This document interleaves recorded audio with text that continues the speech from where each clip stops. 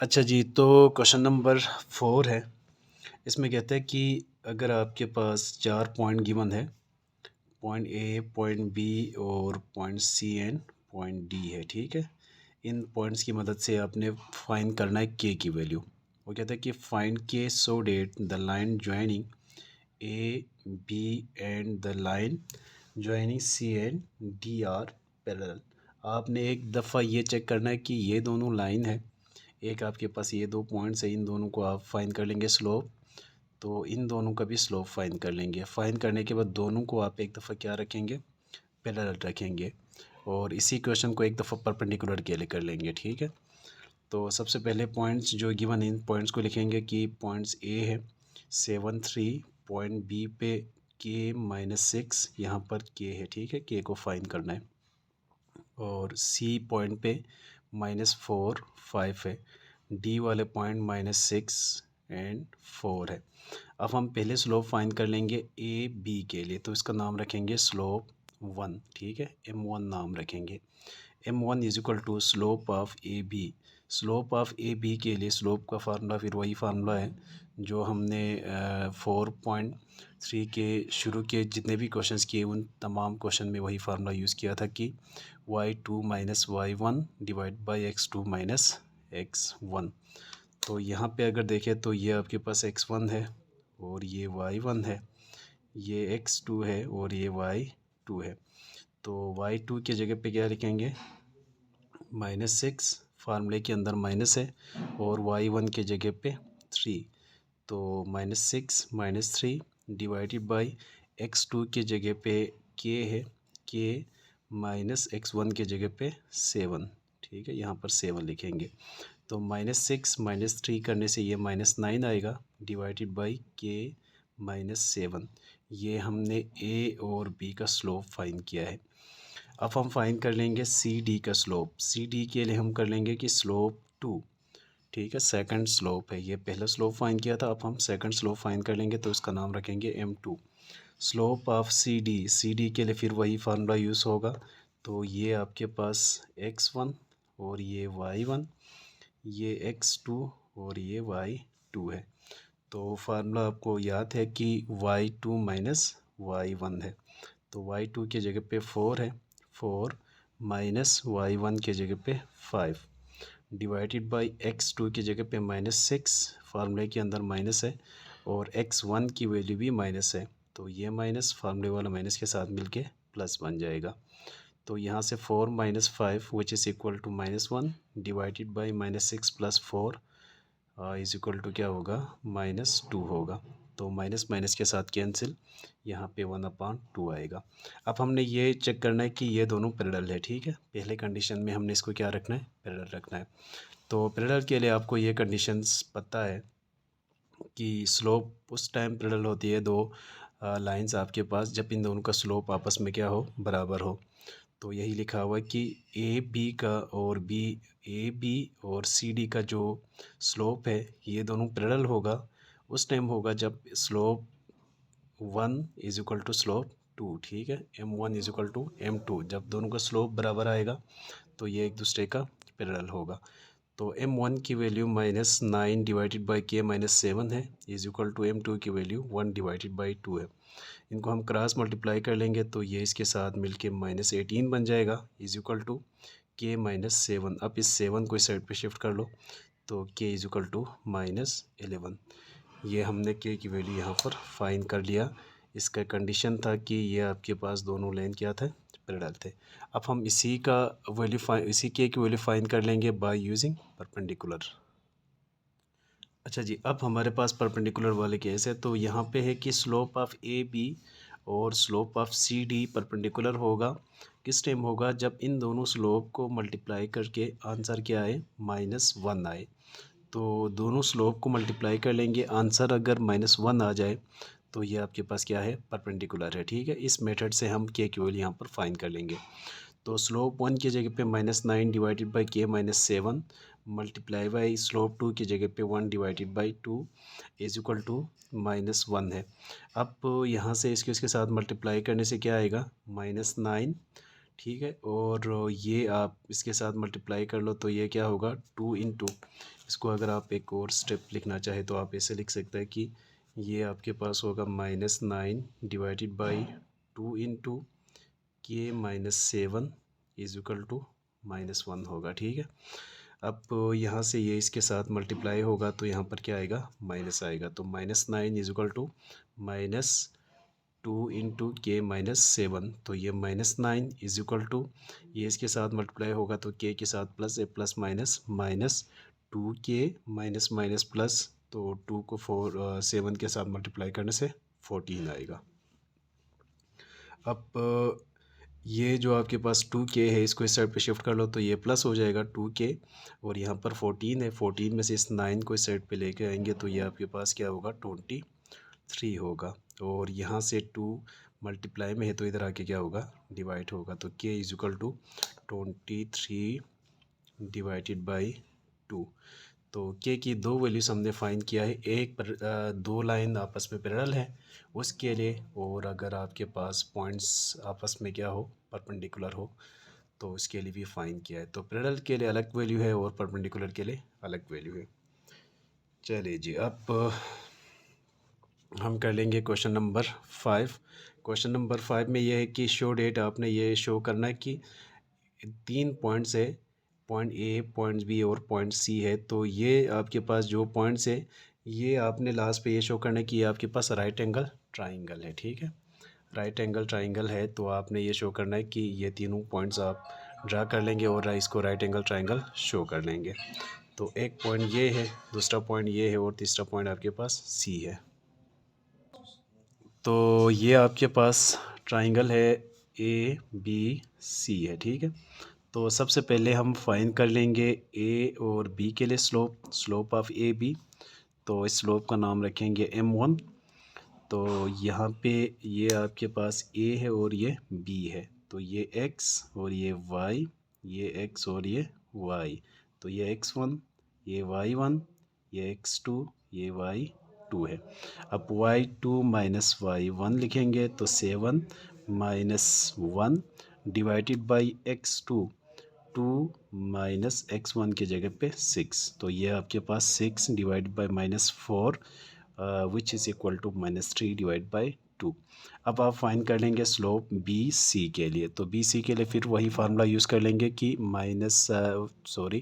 y2 minus y1 divided by x2 minus x1। अब की बार हमारे पास बी और सी है। ठीक है, तो ये आपके पास x1 और ये y1, ये x2 और ये y2 होगा। अब यहाँ पे वैल्यूज़ लिखेंगे तो ये आपके पास आएगा -7 divide by -6 -2 which is equal to -14 divided by -8, तो ये 7 डिवाइडेड बाई 4 आएगा। ठीक है, 2 7 ज़ा 14, 2 4 ज़ा 8। अब हम स्लोप फाइंड कर लेंगे ए और सी के लिए। तो ये हमारे पास स्लोप 3 होगा, m3 which is equal to -7 -1 divided by -6 -6 -8 divided by -12, तो ये इक्वल होगा 2 डिवाइडेड बाई 3 के इक्वल होगा। अब हमने ये प्रूफ करना है कि ये राइट एंगल ट्राइंगल है। तो राइट एंगल ट्राइंगल उस टाइम पे होगा जब हमारे पास यहाँ पे डिग्री क्या बने, 90 बने। ठीक है, 90 बनने का मतलब ये है कि ए बी, जो ए बी है उस पे ए और सी क्या बने, परपेंडिकुलर बने। ए बी पे ए सी क्या बने, परपेंडिकुलर बने। जब परपेंडिकुलर बनेंगे तो ये 90 होगा। तो परपेंडिकुलर जब बनेंगे तो ये हमारे पास क्या होगा, राइट एंगल ट्राइंगल होगा।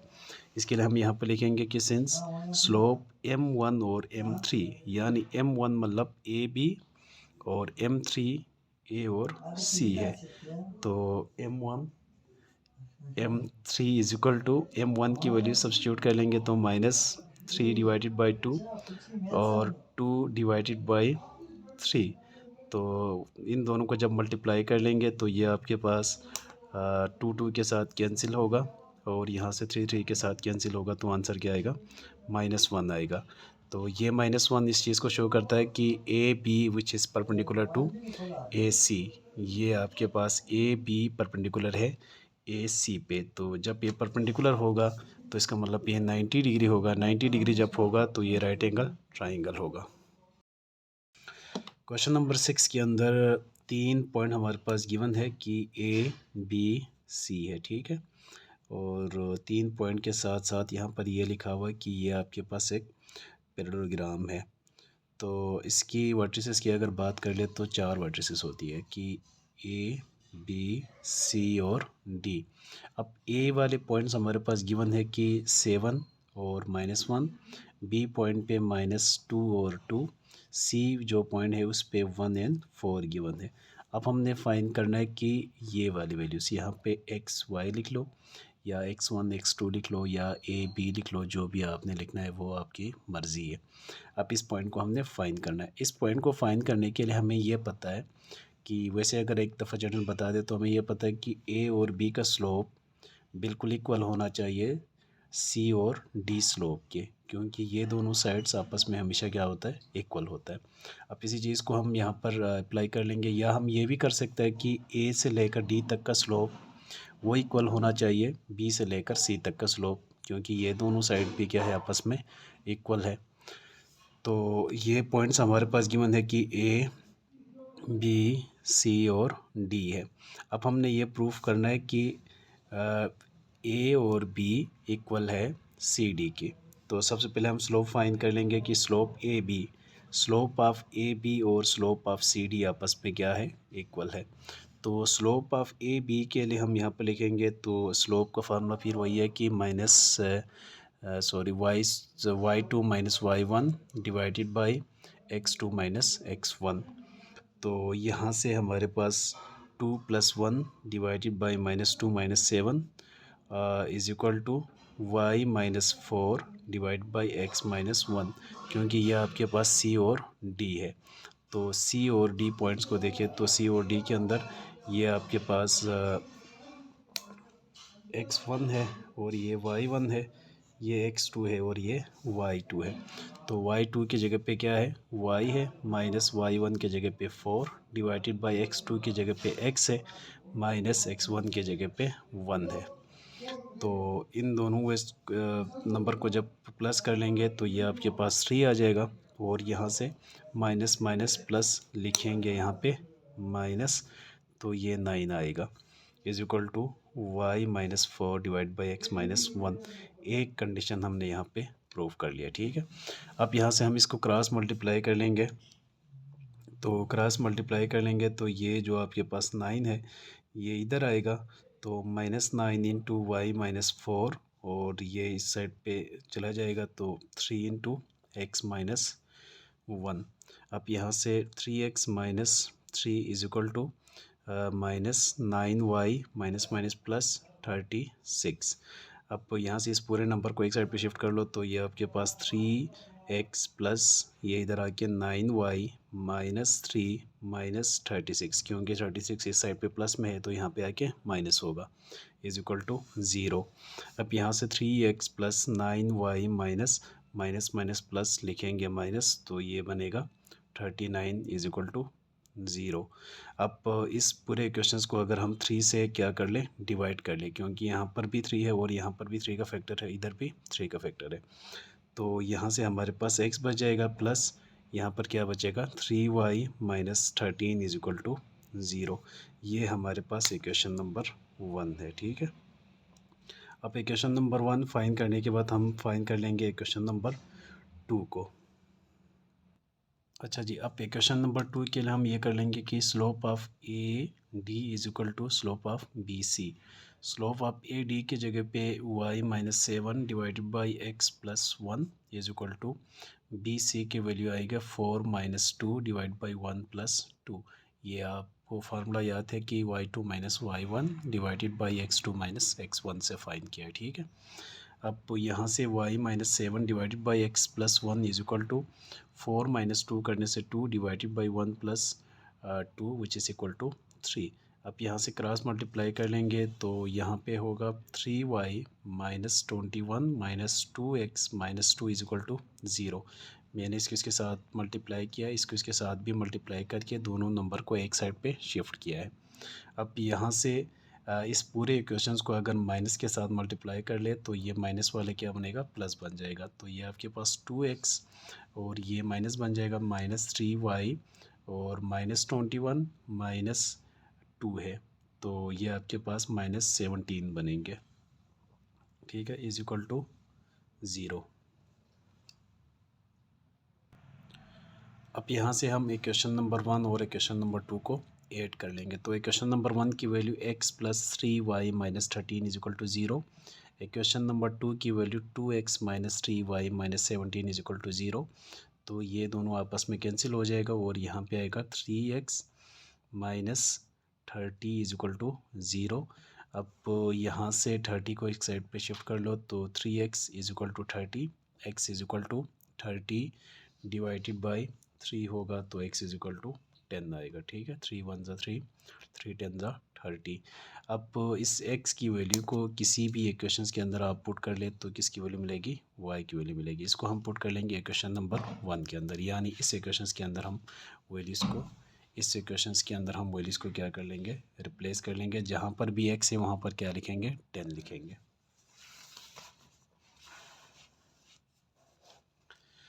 तो x की जगह पे 10 लिखेंगे, तो 10 + 3y - 13 इज इक्वल टू 0। यहाँ से इन दोनों को ऐड कर लेंगे तो ये आपके पास -3 बच जाएगा इज इक्वल टू 0। यहाँ से 3 दूसरे साइड पे जाएगा और इस 3 से डिवाइड होगा, तो 3 3 के साथ कैंसिल होके y इज इक्वल टू 1। यानी जो हमारे पास मिसिंग वैल्यू थी x एंड y, वो हमारे पास x की वैल्यू 10 है और y की वैल्यू 1 है।